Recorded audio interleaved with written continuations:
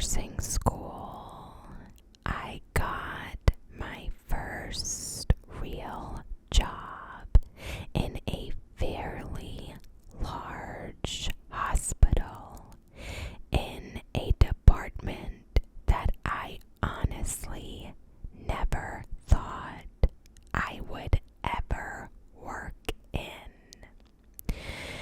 It was a 6-bed cardiac ICU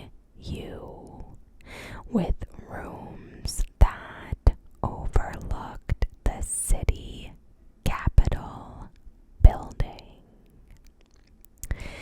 It was a very nice unit, and I started out working 12-hour night shifts.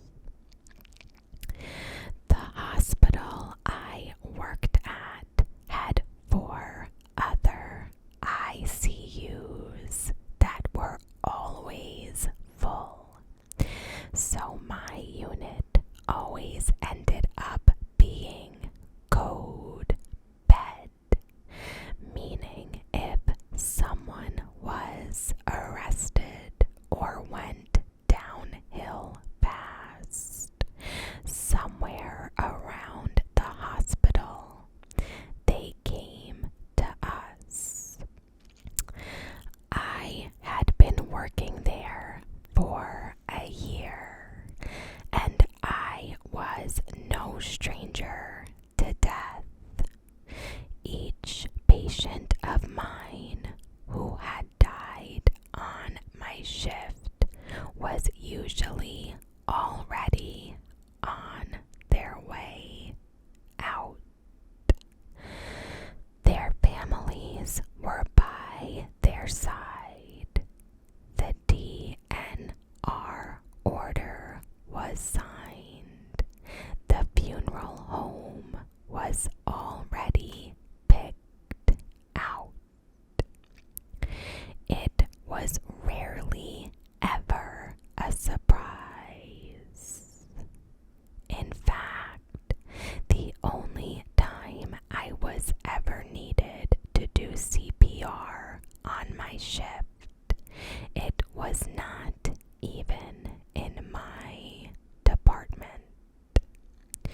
So I went on a nice long 2-week vacation, got engaged, and had a beautiful tan.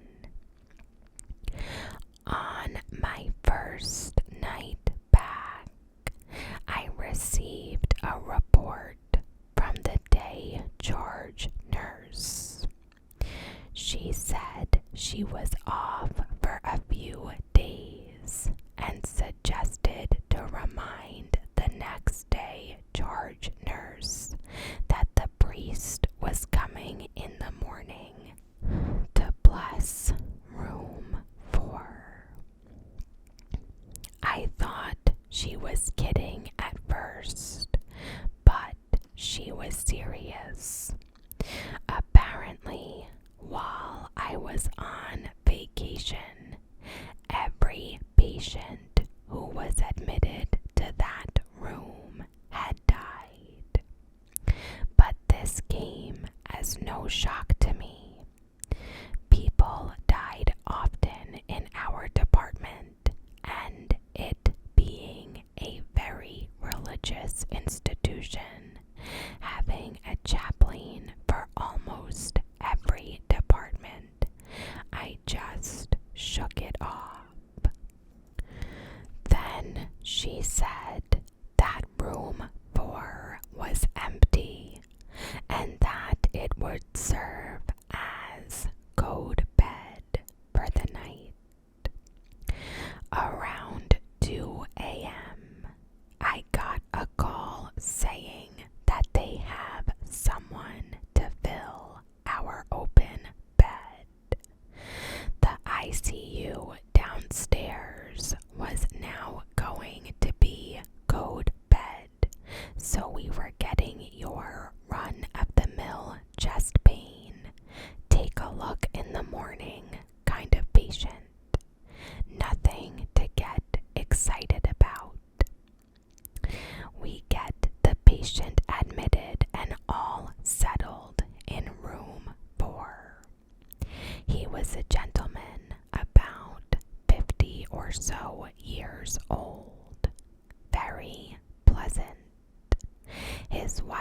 was with him, and she looked dead on her feet.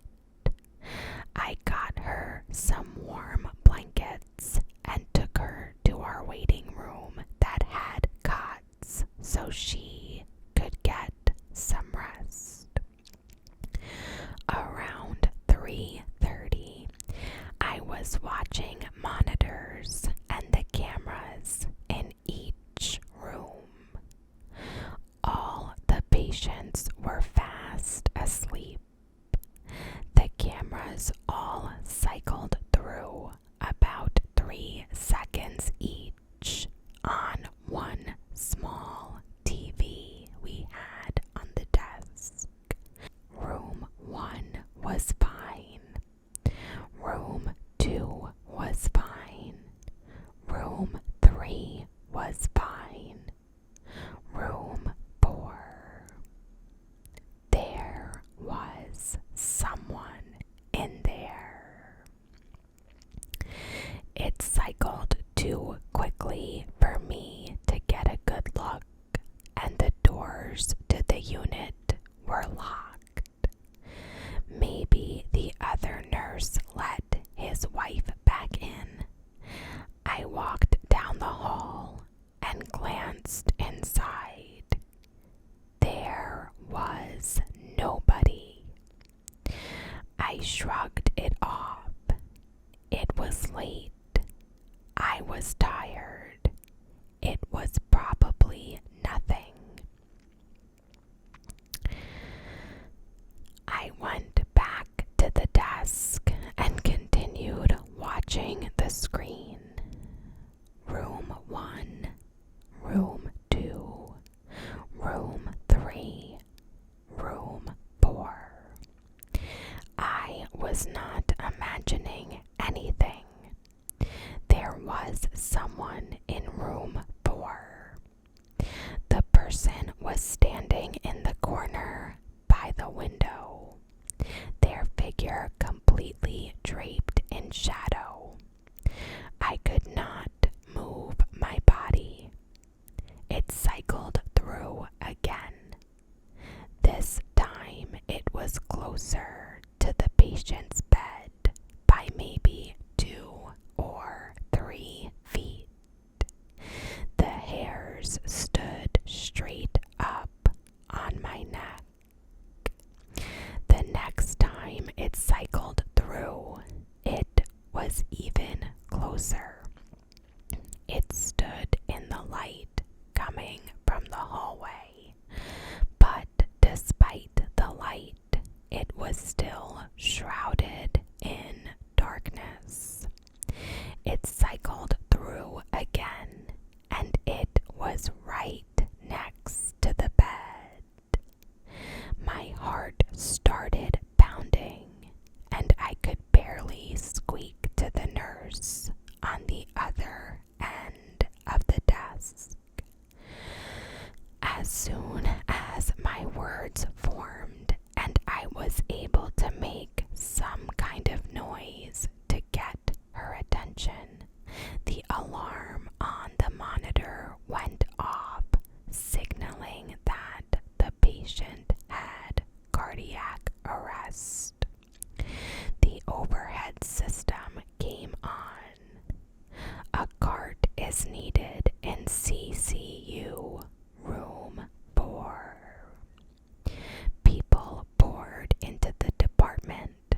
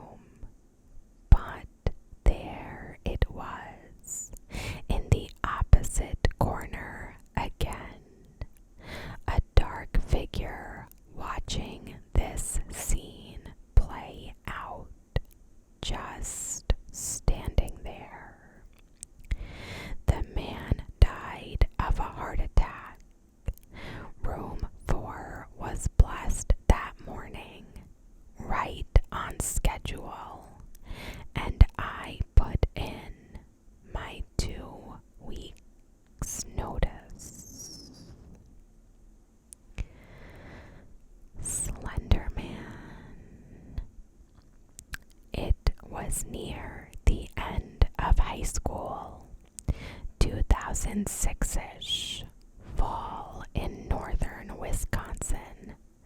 Perfect stomping around town weather.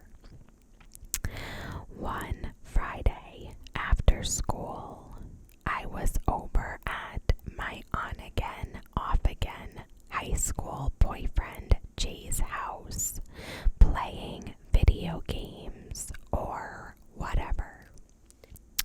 Around 7 p.m., we typically would meet up with our whole crew at a local restaurant, but we still had several hours to kill.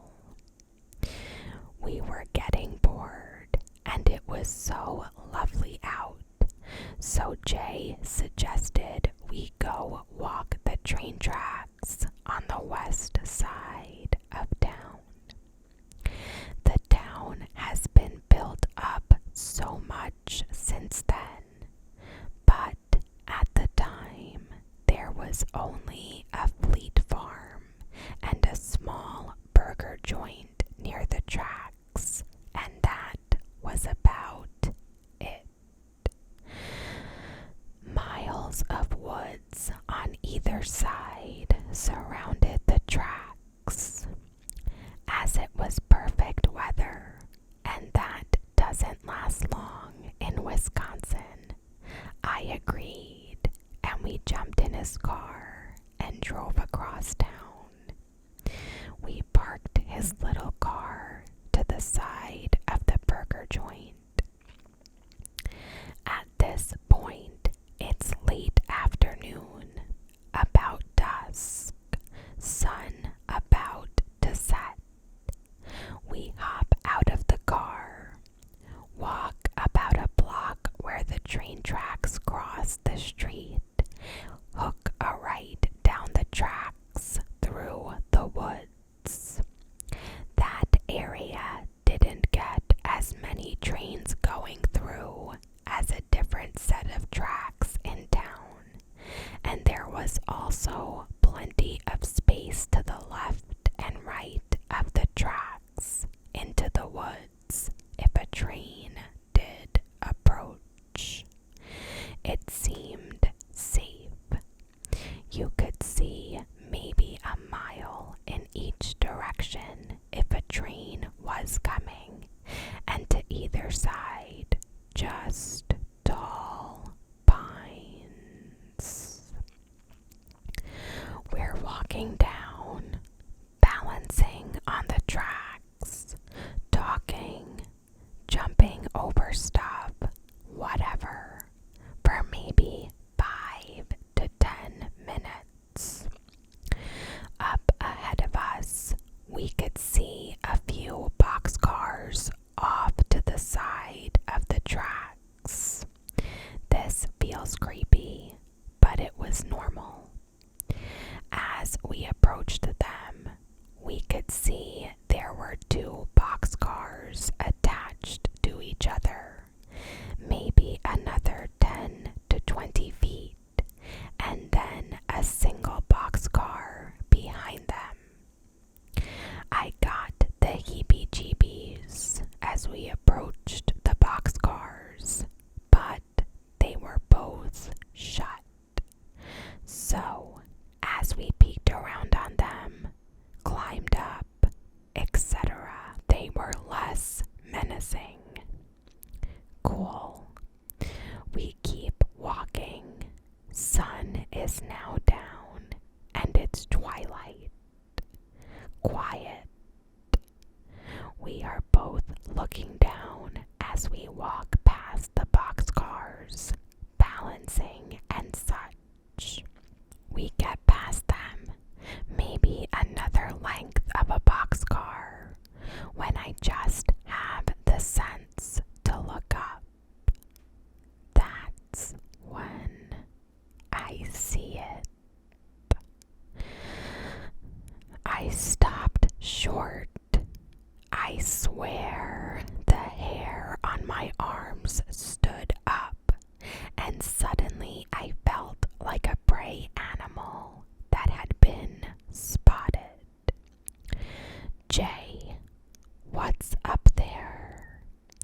someone on the tracks. He stopped and looked up.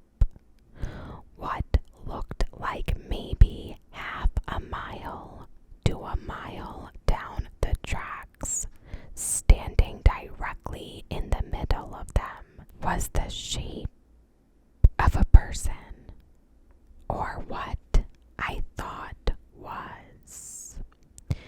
But how far away it is. The figure was unnaturally tall, standing stiff and still, arms at sides, with what looked like the shape of a bowler hat or something. I can still picture it.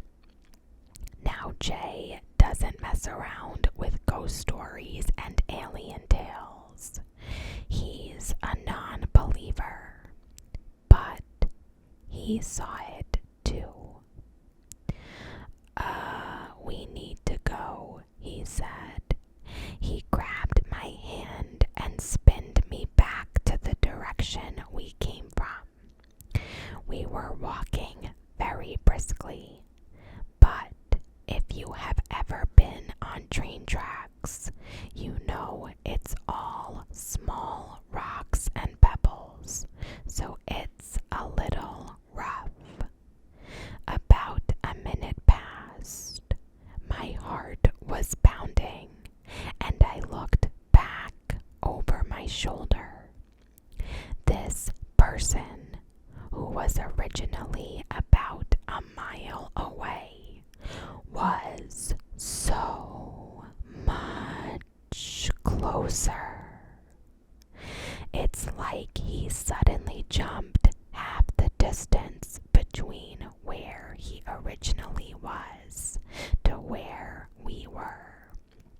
But still, the same sickeningly tall, featureless shadow with the hat, standing still, arms to sides, stood in the middle of the tracks. Jay, I actually screamed, making him whip his head around. I've never seen this guy scared. He grabbed my hand tighter and broke off into a sprint. Jay is about 6 foot and I'm 5'4", so his stride is a bit longer than mine.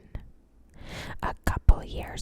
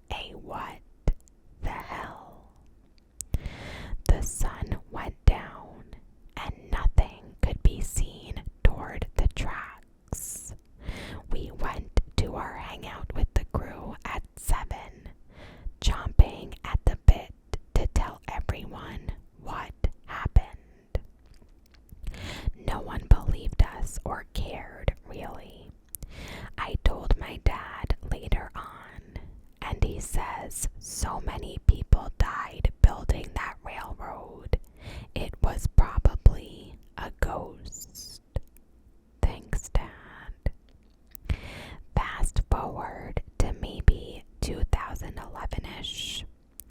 I'm in college. Jay and I break up and don't keep in touch. I get a text from him out of the blue, a link to that Slender Man game. I remember sitting in my dorm with a chill as I watched the preview and felt sick to my stomach. How he only moves toward you when you aren't looking and is frozen staring at you when you look back. Ugh. I read the Wikipedia page and creepypasta and all that stuff. I know all of that stuff is made up, but the similarity to what we experienced freaks me out. Present day. I looked up the Junka Railroad where it went down in my hometown on Google Maps. It's much more developed with shopping and housing around, but there is still a little stretch surrounded by trees, which is the one we walked down. I'm going back for Thanksgiving and was thinking about taking a jaunt to the tracks, but reading all these spooky stories made me change my mind.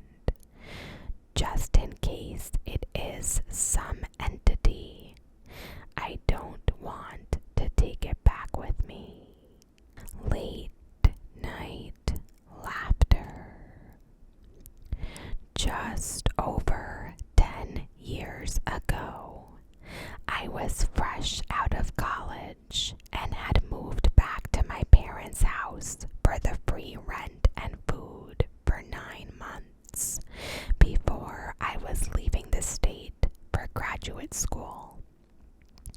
To earn some scratch, I took a part-time gig doing some light bookkeeping for a small business owner guy that my dad knew. They had a business where you could rent low-level farm equipment, a small mom-and-pop type thing in the sticks.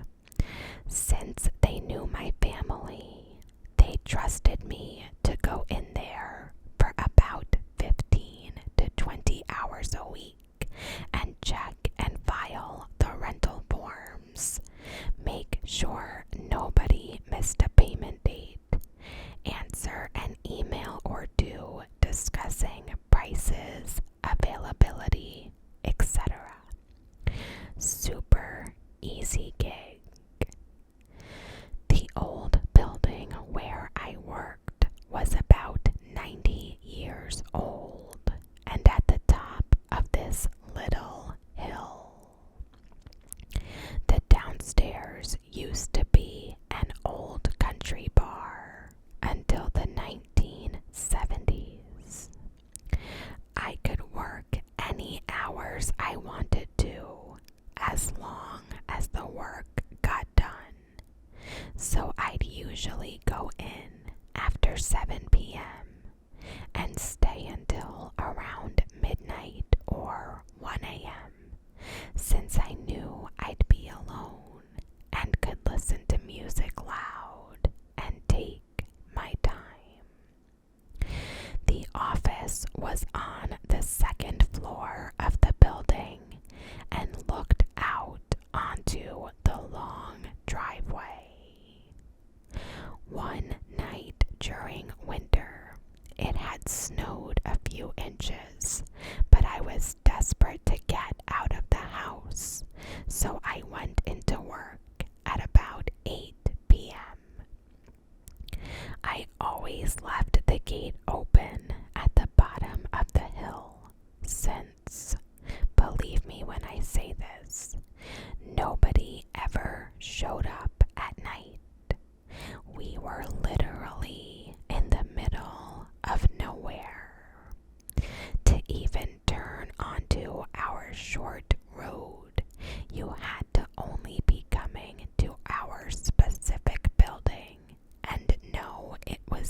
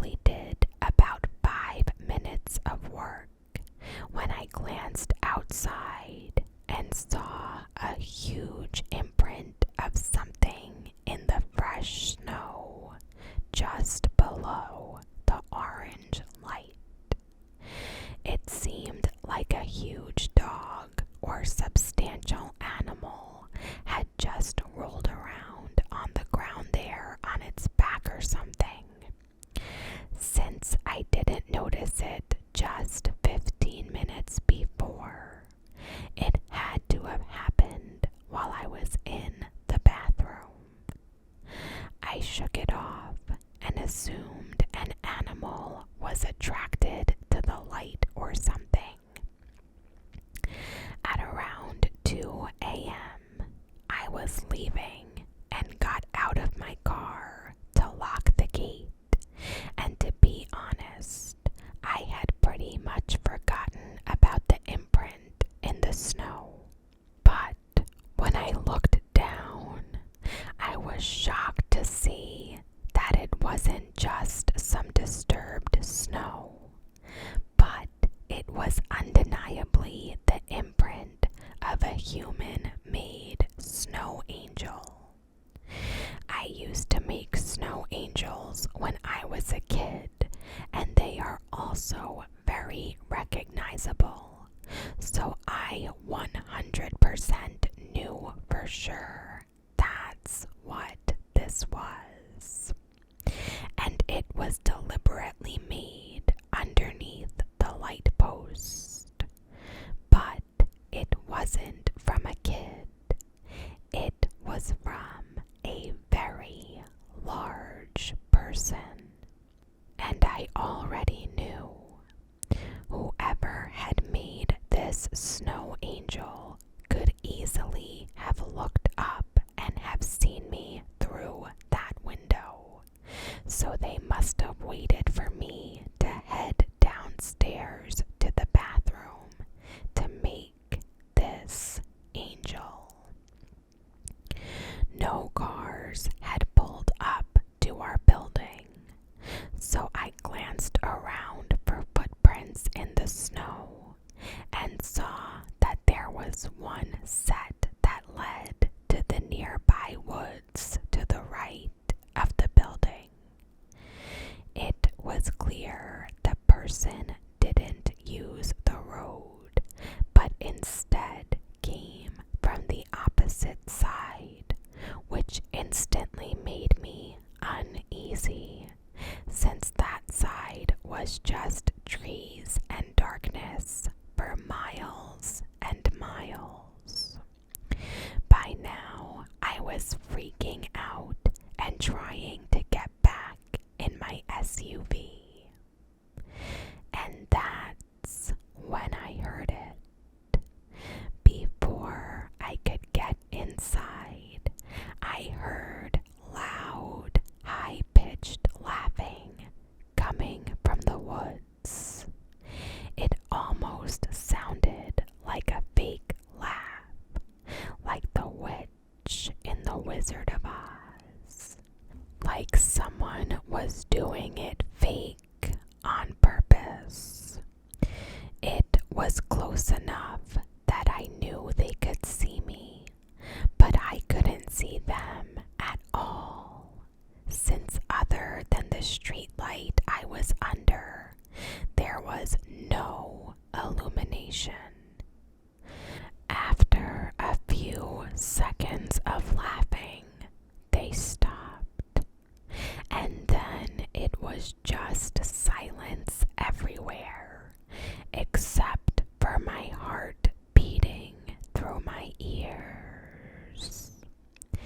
Then the laughing started again, though louder this time, more like screaming and laughing combined. I sort of froze for like 5 seconds, listening in a panic. Now, I spent a lot of time in that area, and I know what coyotes and foxes sound like at night with their high-pitched screeches during mating season. But this was very human. It felt like it was an adult man trying to emulate a woman laughing.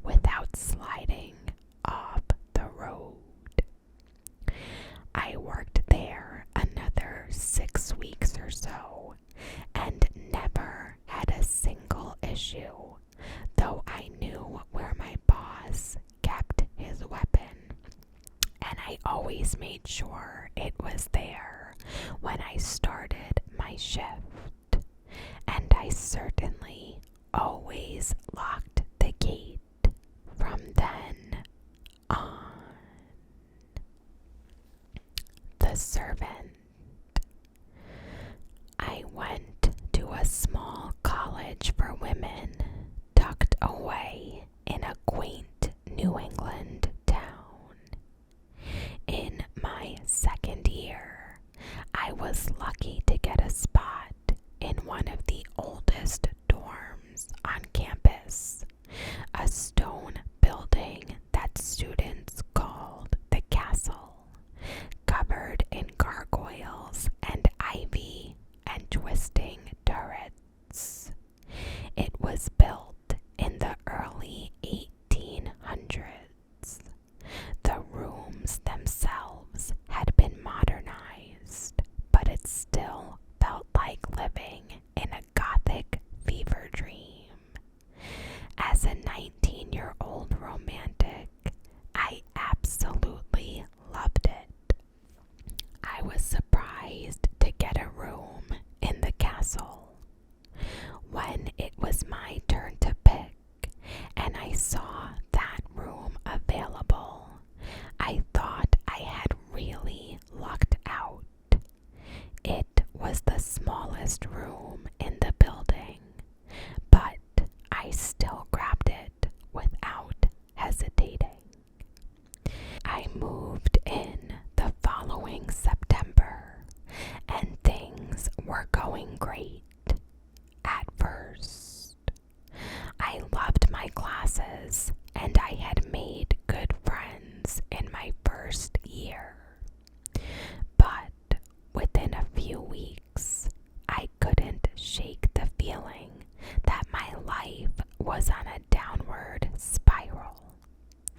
Sometimes I sat in my room and just cried for no reason. I thought about how hopeless my life was, that I was never going to make anything of myself. Part of me knew that none of this made any sense. I was a straight A student at a good college, had family and friends that supported me, but I couldn't shake the feeling that I was doomed. Whenever I went to class or hung out with friends on campus, I felt better. But every night when I got back to my room, the sadness would eat away at me. Soon I became convinced that my outside life was just distracting me from the true hopelessness of my situation. I began turning down my friends' invitations just to stay in my room and cry. I skipped class to sleep. I was in so much mental pain, I even started to self-harm. I had never done this before. It may sound hard to believe, but when I was in this room, there was no way to convince me that my feelings of hopelessness weren't valid. I was doomed. I knew it in the depths of my soul. My friends noticed how bad things had gotten and gently suggested that I should visit counseling services. I refused until one day something happened that convinced me to get help. I was sitting on the bed in my dorm room trying to study.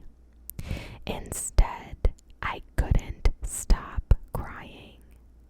The pain inside me was so great, I was tempted to self-harm just to make the inner turmoil stop for a moment. I closed my eyes and suddenly, with great clarity, saw a girl sitting on the bed in front of me. She had brown hair that hung to her waist, and she was looking down at something, so I couldn't see her face. Then her eyes shot up toward me. She was crying and snarling all at once, the nastiest face I've ever seen a human make. Her arms were covered in blood. I had an overpowering feeling that she wanted me dead. I opened my eyes and sprung out of bed. A heavy mood hung over the room. The bed was empty, but I could tell she was still there. I had never believed in demons or evil spirits, but this was a feeling of absolute hatred that I can only describe as pure evil. I left my room and went to the RA. Suddenly, I knew that I had to talk about how I'd been feeling. It was the hardest thing I'd ever done. I told my RA about the depression and hopelessness and self-harm. Talking to someone lifted a weight that I hadn't even realized I was carrying. But I didn't mention the ghost girl on my bed.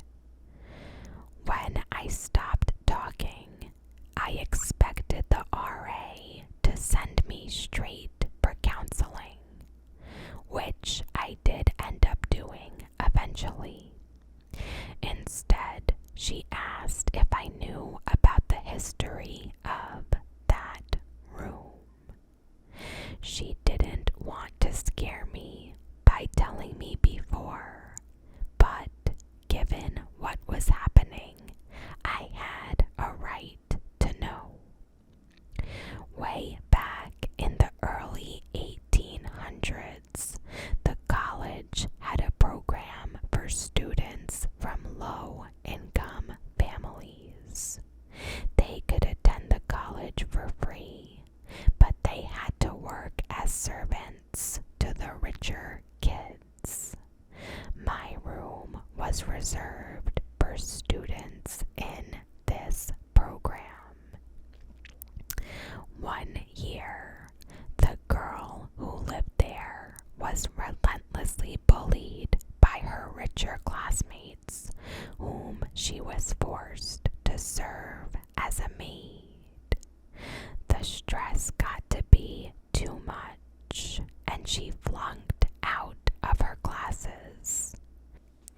When the college asked her to withdraw, she self-harmed herself, dying by suicide.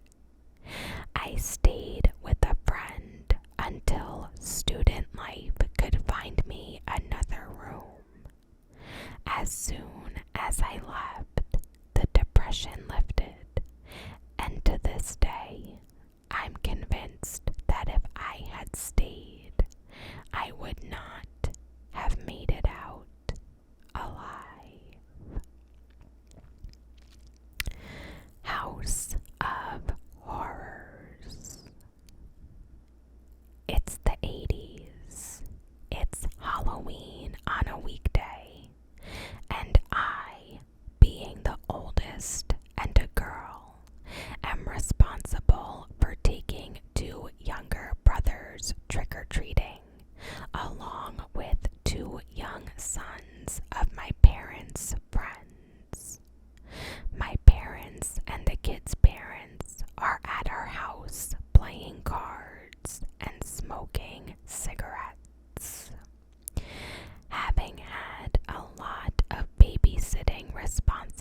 activities and chores that my younger brothers did not have, plus missing out on going trick-or-treating with friends.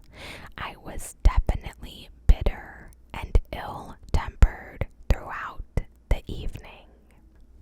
Because it's a school night, we're just doing the 3 blocks of my street and heading home. We make it down one side and back down the other, and are about 3 houses from home when we get to the house of an elderly woman who lives alone and never gives out candy. But for the past couple months, she's been renting the basement to some guy. I've seen him around a few times, and he either ignores me or yells at me for riding my bike on the sidewalk, though he did seem to be pleasant and say hello to my brothers. So, the guy is on the sidewalk with another guy.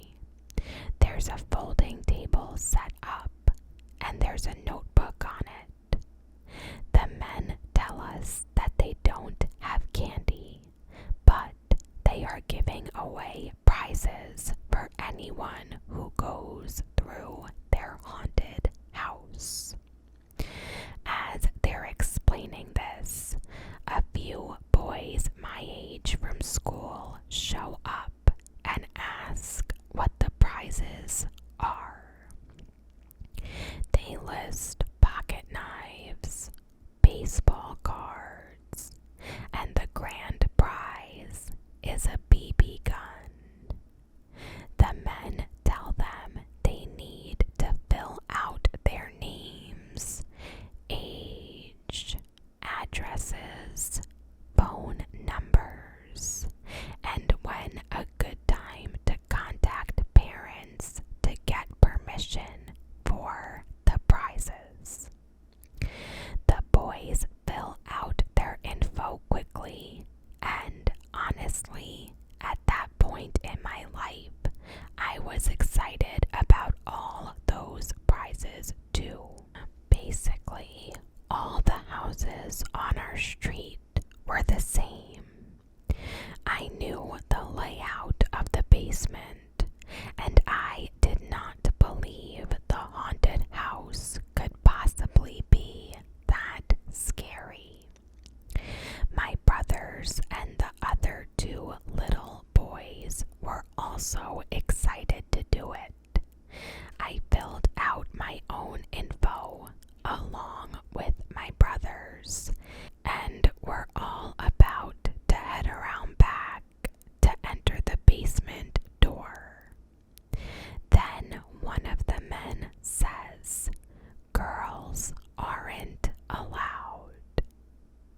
The boys from school immediately start laughing and lightly taunting me, and are joined in by all 4 little kids. I feel my face get hot and a lump in my throat as they all walk away from me. I am embarrassed, humiliated, and seething with anger. The unfairness of it all. Having to constantly be expected to babysit these brats, cook, clean, do laundry for $0, and not even have a fun Halloween like a normal kid. And now I don't even get a chance to win anything. I want to flip the table over and destroy something. Then I get the idea to take that notebook, which has several pages of boys' contact info in it, and shove it into the sewer drain by the curb. If I can't win a prize, no one will. Just then, another group of about 5 boys from my boy-heavy street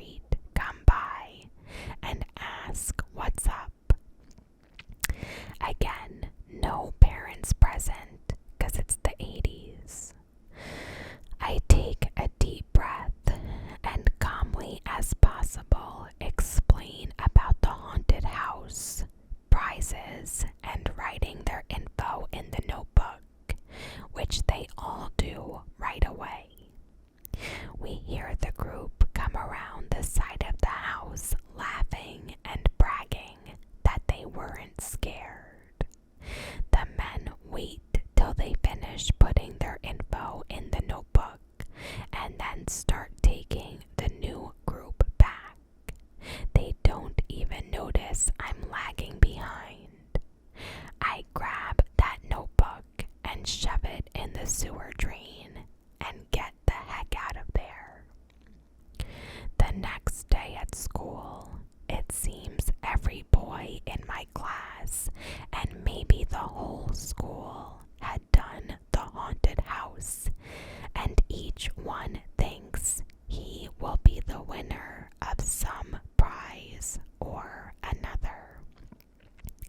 I have a sense of satisfaction every time I hear them talk about it, because I know there will be no winners, as the notebook is gone, never to be found.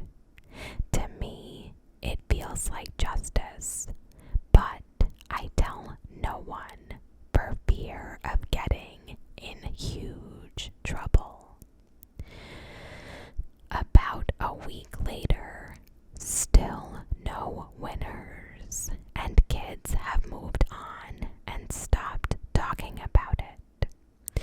Around mid-morning, our teacher gets called out to the hall to talk to someone for about 5 minutes and comes back looking wide-eyed and scared or something. Each boy in the class gets called to the office and does not return. As this is happening, the remaining kids have no idea what is happening until one boy, Scott, comes back and tells me everything. Apparently, Jimmy, a kid in the other 5th grade class who was small for his age but the fastest runner in the whole school, was walking to school that morning and a guy tried to pull him into his car. Jimmy thrashed around wildly and kicked the guy several times as he was trying to pull him in. He eventually got away and ran as fast as he could down an alley and got to his grandmother's house because it was closer than school or his own house, and he knew she'd be home to help him. Jimmy recognized the guy who tried to kidnap him as the one who had the haunted house in the basement apartment. So all the boys in the school are being individually called to the office and questioned by the police. During the questioning, each kid mentioned the notebook, and so the police did not want any kids to be home alone, as most of us were after school, because in our neighborhood, typically both parents worked. The notebook basically gave the men a time frame of when kids would be home alone. When is a good time to contact your parents?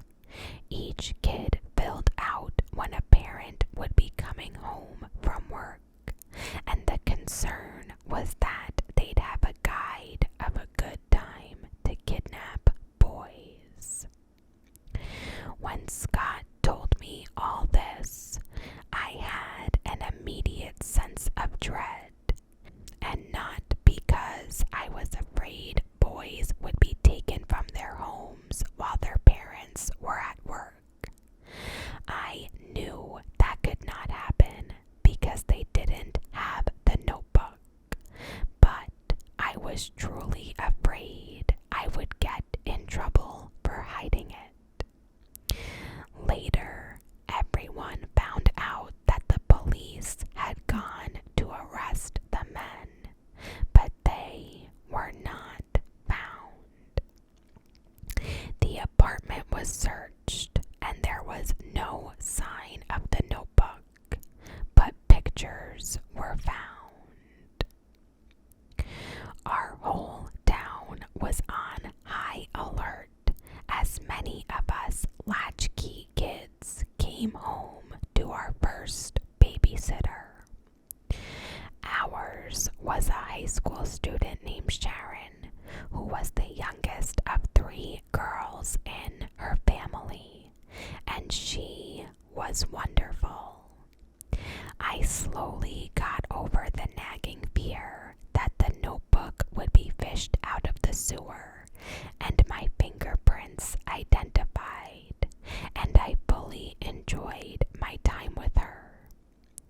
For once in my life, I was not a servant and second-class citizen to the boys in my house. She was kind to all of us, but she made it clear that I was her favorite. I never got to go tumbling or gymnastic classes because we didn't have extra money for that. But the first thing Sharon did with us on that first day was teach us all to do cartwheels. My brothers lost interest after that, but she went on to teach me front and back walkovers, back handsprings, and aerials, cartwheels with no hands. She painted my nails and French braided my hair. She would talk to me constantly, tell me about her teachers, her classes, friends, boyfriends, and listen intently to whatever grade school or family drama I had, asking questions or offering advice. She was exactly what I needed at that point in my life, and I secretly marveled at the series of events that brought her to us. She sat for us for close to 2 years. We got older, and she needed to move on as well. This was pre-internet Facebook, and sadly, I lost touch with her. I knew that she had moved out west and had done some modeling as well as some acting and was doing well. Then, in my 20s, my mother called me in my apartment to tell me that Sharon had been brutally murdered in her home, stabbed over 30 times by a man she dated only a couple of times, who had been stalking her. So that is all for today. As always, thank you so much for watching. I hope you